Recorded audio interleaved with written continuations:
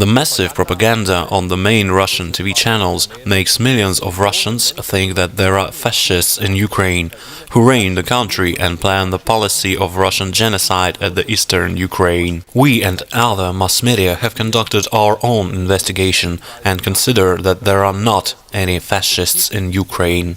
Oleg Tagnibok, as well as Prime Minister Yatsenyuk and Vitaly Klitschko, belong to influential officials in Kyiv.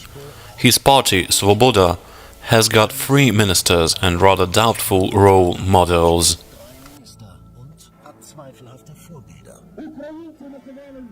There were times when we, Ukrainians, were called parasites. Now we are successors of Stepan Bandera.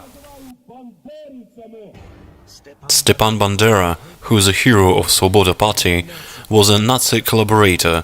During the Second World War, he joined the Nazi regime, fought against Russians, and participated in the persecution of the Jews. Here you see worshipping to the fascists at Maidan also. 3 fingers on the blue background is a distinctive sign of Svoboda. Bandera, come back and restore order. Ukrainian above all. Svoboda representatives are desirable guests in NPD. Saxon deputies are posing with their Ukrainian comrades. The right mood at the party leader has already become obvious. Take rifles, fight Russian swine, Germans, Jewish swine and other parasites. Fight for our Ukrainian motherland.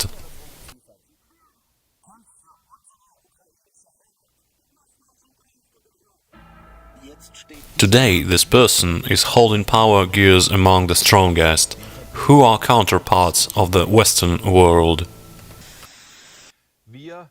We and other mass media have conducted our own investigation and consider that there are not any fascists in Ukraine. When a new government was formed, it was supported immediately by Barack Obama, the EU and the German government. Angela Merkel, Vice Premier, Defense Minister, Agriculture Minister, Minister of Environment, General Prosecutor, all of them are fascists. These fascists don't exist. Head of the National Security Council was the founder of fascist party Svoboda. Fascists hold significant posts. For example, they dominate in the security sector. Fascists had never left power voluntarily, even its parts. Right at the moment, our government should have created the border. When the Austrian party Svoboda, ruled by Haider, entered the government, the contact stopped and so on. However, there were no reactions towards Ukrainian fascists. Svoboda has very close contacts with NPD and other Nazi parties in Europe. The chairman of the party, Oleg Tagnibok, claimed the following. Bear it in mind, I'm quoting. The beginning of the quotation, take weapons, fight Russian swines, Germans, Jewish swines and other parasites, the end of the quote. I'm repeating, this person has said, take weapons, fight Russian swines, Germans, Jewish swines and other parasites, the end of the quote.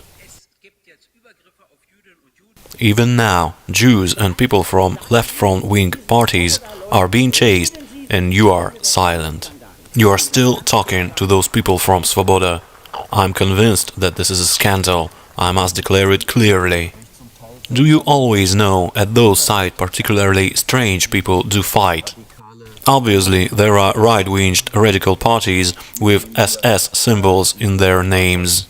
Here we see the Azov battalion with swastikas. Do you know what kind of people they are? Do you control them?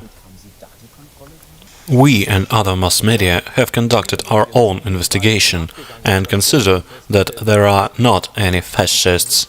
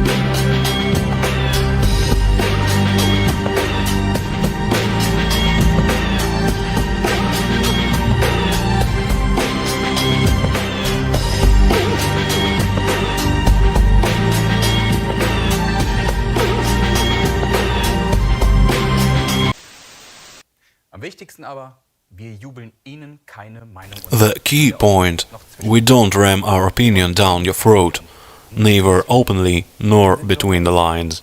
We want to inform you, but not to be missionaries. We're journalists, but not liars.